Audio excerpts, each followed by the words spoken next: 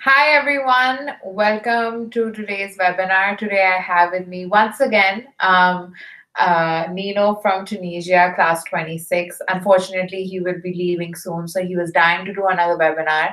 And what a better topic to do it on rather than the one that he's chosen, which is on different business models for social enterprises. And I believe that we're at the Atlas Core office. We will have people passing by, it's fine. Don't be, if you have any questions, please make sure to ask him towards the end. I will be sharing his email address with you. Please feel free to reach out to him and talk to him regarding the session. Anything else that you would like me to discuss? No. I think I've already done 2 webinars with him, so we've already introduced him and I've said already a lot of good things about him. So I think that bit we can skip this time and you can get straight to the topic and the discussion. Does that work? Sure. Yeah. All right, great. Cool. Thank you very much, Sarah. Thank you. Okay, let's get this started. Okay, hello everyone. Thanks for joining in. So today I'm going to talk mostly about the different business models for social enterprises, and I'm going to give you examples on how to do it. So once you think about starting your own, probably consider this webinar and this knowledge, and feel free to ask me any questions if you have. Okay, I'm going to share my presentation. All right, cool. All right, so a little bit of background about myself, and that is, so my name is Adnan. Everybody calls me Nino. Atlas Core Fellow, class 26 from Tunisia. In 2015, started L-Space, co-founded L-Space, Tunisia's first social innovation hub. What we do is basically, it's kind of a incubator for social enterprises that is also a social enterprise in itself. So what is social entrepreneurship? I bet many of you heard about the term. Many of you know, have an idea about what it is, or what is social and what is entrepreneurship. Well, social entrepreneurship is the mixture of both the entrepreneurship, the business entrepreneurship for social causes. So here's a small definition, first of all. Social entrepreneurship is an effort by an individual, group, network, organization, or alliance of organizations that seeks sustainable, large-scale change through pattern-breaking ideas in what government, nonprofits, and businesses do to address social problems. How about a shorter version of this one and a more straightforward one? And this one we developed in Tunisia with L-Space. So social entrepreneurship is a mean of innovating to solve social problems in a financially sustainable way, and technically applying business practices into solving social problems. And this comes as a solution to the models of aid or one-way stream problem solving that is not very efficient because it's not sustainable. Okay, so here how did social enterprise come in throughout the history, kind of. So we have on this spectrum, on the right-hand side, there's a traditional enterprise, and that is a business entity, fully 100% for profit. And then on the opposite side, on the left-hand side, we have a traditional charity, which is a nonprofit, an NGO that relies only on just external funds. While a traditional enterprise actually produces a product or a service and then sells it and generates revenue from that, and generates value for that, and sells an experience or sells an actual value. While a traditional charity or a normal nonprofit will just focus on one or many social issues, and actually solicits money or funding from a variety of sources to implement their programs to solve this social issue. And it could be successful, it could be not successful, depending on many things, including management, marketing, and funding.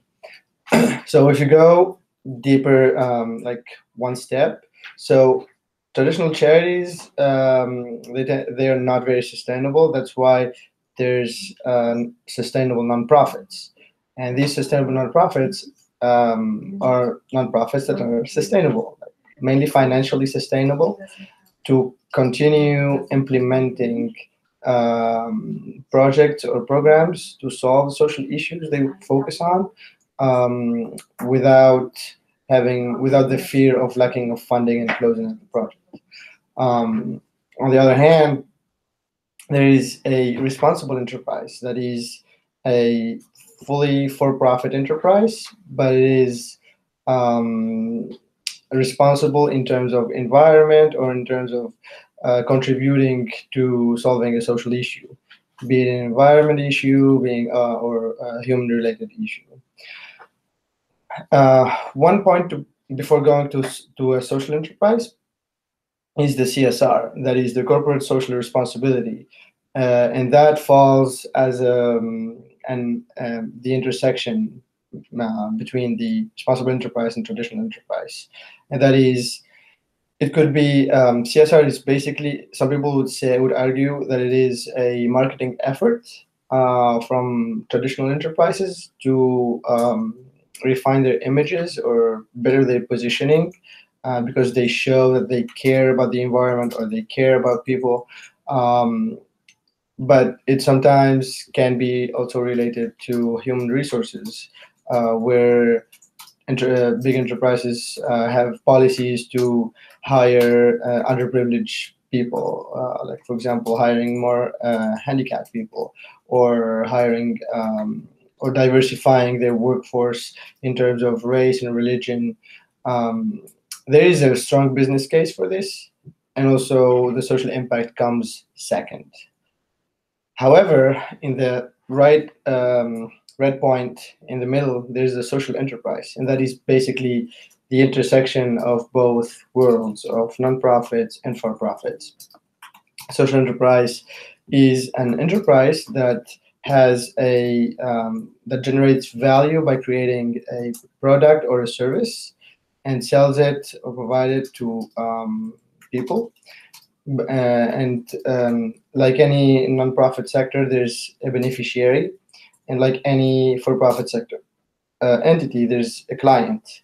The beneficiary and the client can be the same entity or person, and also it can be different. And this is why we're going to explain later what's going on, how it works. So first of all, how to be a social entrepreneur. Um, yeah, just 4 points on how to start thinking in a way to start your social enterprise. First of all, you have to be in love with your with the social issue, be it environmentally related or related to the SDGs, or like define, see where your passion leads you to which social issue or issues. And the more you fall in love with these issues because they're so bad, you need to solve them, and you lose sleep for not solving or for not contributing to solving these issues, the better you'll get and the far ahead you'll get. Second, define what does it need to be solved. Um, like for example, we have in this community or this neighborhood or whatever, we have a problem of environmental degradation, for example. So you have to define and see by observation and by talking to people and seeing the environment, how the ecosystem, how it works, and define what it needs to be solved. Like you say, this is a situation now, this is a problem. How can we solve it? What do we need to do that? And then know what you can do to solve it. Because of course you cannot solve climate change. I don't think anybody can do that if it's also considered a social problem. Also, nobody can solve poverty just by his bare hands. Um, so just know your resources and know how you can contribute to solving this problem. Even it could be like a major problem like environmental degradation, but you act on a local, very, very local, micro local level to solve it and to benefit either environment or people or both. And last but not least, know how will it be sustainable? Because if you bring in a school solution to this problem in this area, in this neighborhood, or in this location now, it could be very successful. But does it rely on money? Does it rely on resources? And if you are, for example, gone one day, how can it still continue thriving and continue being the problem will not arise again? So those are a few points to think about. So before going to the what is a business model, um, I'd like to give you the entrepreneurial mindset that you have to think about it, and mainly it revolves about these points. So if you're thinking about starting a social enterprise, or like technically finding a solution to a social problem, before you go to implementation, like you know exactly what you need to do, what you need to have. So never buy what you can rent, never rent what you can borrow, and never borrow what you can get for free. So it's always this circle of effectuation, and you have to be very efficient in managing your resources, because you don't want to buy a big truck to transport just a small thing, or to use it just for a few months and that's it. Um, so just like try to go for free through partnerships, or by borrowing through also partnerships or collaboration with other entities, and then renting and then buying as ultimate last solutions. Okay, can go to the what is a business model. So there's some academics here you can see in the references define a business model as a business model describes the rationale of how an organization creates, delivers, and captures value. And here you have input, output, revenue. So there's um, value creation, value delivery in the output, and then value capturing, that is revenue. And here's the case of of the baker. So the baker bakes the dough into to make muffins, and then those are the inputs. He puts in the flour, the sugar, or the water, the oil, everything, and then he makes it together, put it in the oven. Those are all resources made to make the muffin. And then you got the output, and that is the delivery. The muffins are really cooked and done, ready to be eaten. And then he sells it for a profit, and that's the revenue. That's the value he captures. And then, so that is a business model. So now, in the normal case, so there's mainly two types of business models in the social entrepreneurship field. There's open and closed business models. And we can call them open loop and closed loop. Let's go, for example, in the open loop. Open loop is more on the number two here on the right-hand side of the slide. Um, so an open loop is technically what is a non-profit or a humanitarian or just a charity, traditional charity doing. So basically you got point A, point two, and point three, where point A is a provider of money and is the entity that pays for the services. And then there's the implementing or the organization or the service provider, and then there's the beneficiaries.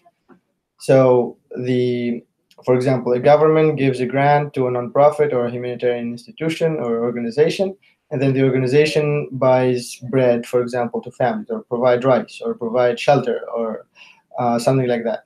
So the why it is an open loop, because there's no feedback, there's no like, for example, the donors, like the donation is done. um, the beneficiaries do not have direct contact with the donors, or with the, yeah, with the people who funded the project, or with the people who facilitated their um, services to get. So in here, for example, the greatest example is Red Cross with humanitarian aid. So Red Cross provides medicine and shelter, for example, in some conflict areas. Um, who pays for that? Is international governments, or philanthropists, or whatever it is, and they do not have direct contact with beneficiaries. But Red Cross, as an NGO or as an organization, deals with all logistics and everything, and gets the money to buy the goods for beneficiaries and provide them for free. This model is not very sustainable, because it's always a one-way stream, and always relies on money being given from one side. On the other hand, number one, which is the closed loop business models, and there's differentiating into two, basically, two types. First of all is the transaction type, where the beneficiaries are the clients. And here, for example, the bakery example. So you got the baker and the customer, who is also the beneficiary.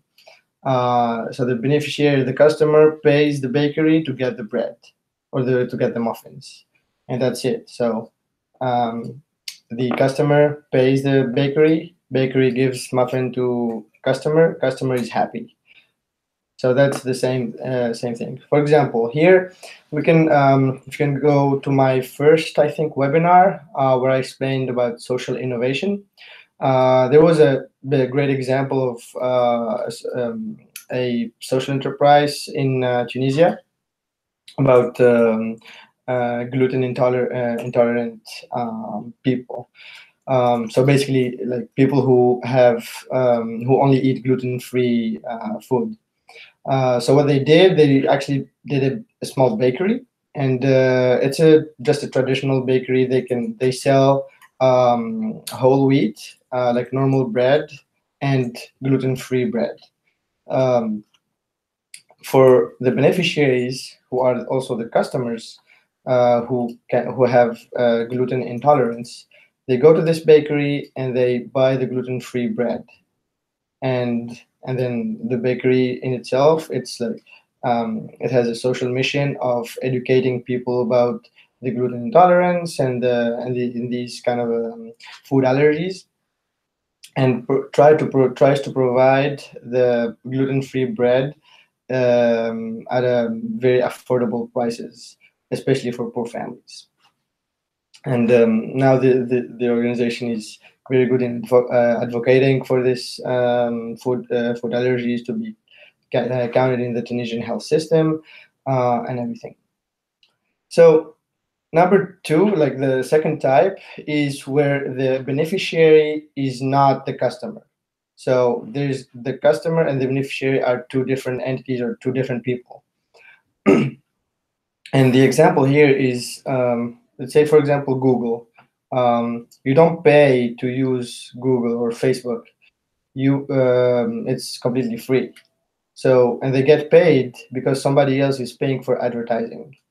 So a company pays Google for ads or analytics or whatever, and then Google provides us users for services for free. And then when we see the advertising, it's like, there's the feedback loop, where for the companies, it's like a return on investment, because we saw their advertising and we probably purchased their products, maybe. um, okay, so the pros or cons of open business models, and here we are talking about number two, which is the open loop business models, donation based. First of all, it's broadly applicable. It works for small projects, very timely projects, or a one-time project, and that's totally fine. But there's no sustainability in this case, and also there's no feedback.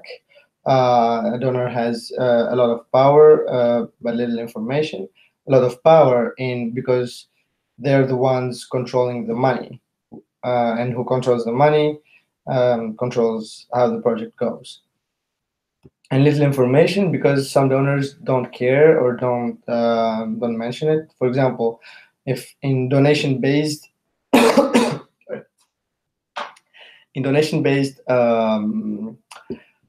models, usually when people give a donation, they just need one phrase or one assurance that okay, we will implement this project or this money will go to this thing, and that's it.